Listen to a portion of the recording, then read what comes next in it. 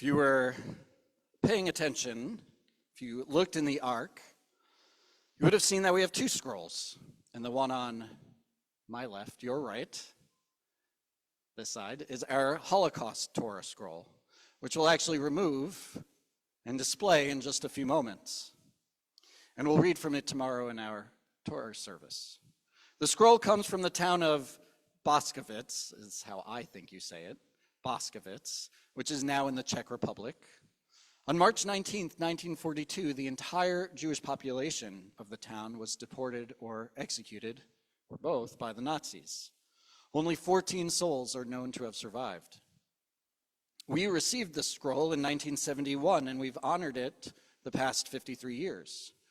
We brought in a descendant of a surviving family from the town to read from the Torah. We try to read from it annually. We call it our oldest member, and its charge is to keep, our charge, I should say, is to keep the memory of Boskovitz and its people alive, caring for and studying from this Torah. And so we do that this evening, because this evening we mark Yom HaShoah and Yom HaZikaron. Yom HaShoah is Holocaust Remembrance Day, which we observed this past Sunday and Monday, commemorating the 6 million Jews who died in the Holocaust. And Yom HaZikaron, which will be this coming Sunday and Monday, officially called Memorial Day for the fallen soldiers of the wars of Israel and victims of actions of terrorism, but we just call it Yom HaZikaron. And it's Israel's Memorial Day, specifically honoring the soldiers who died in service or victims of terror. It's especially poignant to observe these this year. Nearly 1,600 soldiers and civilians have been killed in battle or terror since last year's Yom HaZikaron. It's the deadliest year in Israel in 50 years. And October 7th was the deadliest day for Jews since the Holocaust.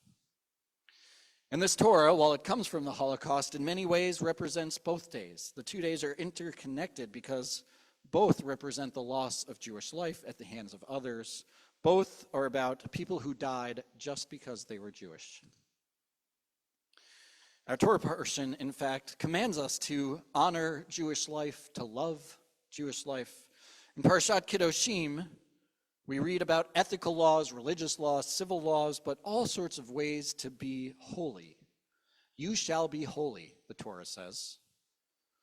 What stands out to me and to many others is verse 19. Ve'ahavta l'reacha kamocha, love your fellow as yourself. This, Rabbi Akiva says, is the most important commandment in the entire Torah. Love your fellow. Now, you might have often heard it as love your neighbor, but that's actually a mistranslation. It really refers to your fellow Israelite. When you look at the context of the word in its different cases, it means love your fellow Israelite. Love the Jewish people. Today, we mark those whom we loved, kin, stranger, distant relative, friend who perished for God's name. Kedushat Hashem, they sanctified God's name because they were Jewish. Whether in the Holocaust or soldiers in the IDF, victims of terror. You might also tie in all those other victims of the Holocaust, LGBTQ individuals, Roma, people with disabilities, and so many others. And all innocent lives lost in Israel's endless struggle for safety and security and peace, its right to exist. Maybe you know someone who, or maybe you're related to someone who died in the Holocaust, or who served and died in the IDF, or who was a victim of terror, or who was murdered on October 7th. We have someone in this community whose cousin died that day. And we've all seen the effects of anti-Semitism once again on the rise. In the last number of years, especially after October 7th, shootings at synagogues, graffiti right here on the Bethesda trolley trail, encampments that make our Jewish students feel unsafe. Even our non-Jewish family members and friends may feel unsafe because of us, because of what happens to us. And so tonight we remember, tonight we honor, tonight we say loudly, never again. We declare our lives matter. Jews deserve the right to live. We deserve to wear kippot out on the streets or have our jewelry with the Star of David prominently displayed, to hang our mezuzot without fear of physical safety. And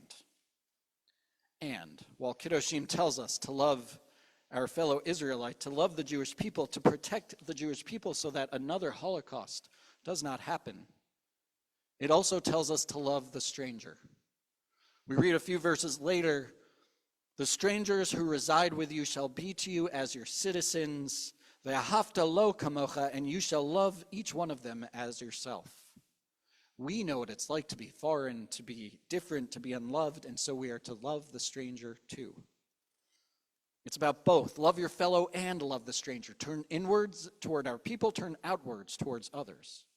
On Yom HaShoah, on Yom HaZikaron, it's easy to turn inwards, to think about ourselves, to protect ourselves, to say we need to be safe and alive.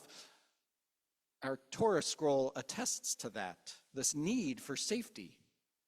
And yet we are reminded we cannot only protect ourselves. We have a duty to stand up to injustice anywhere and everywhere, to empathize with those who face their own oppression today. We call for a release of hostages, and we also empathize with the innocent Gazans.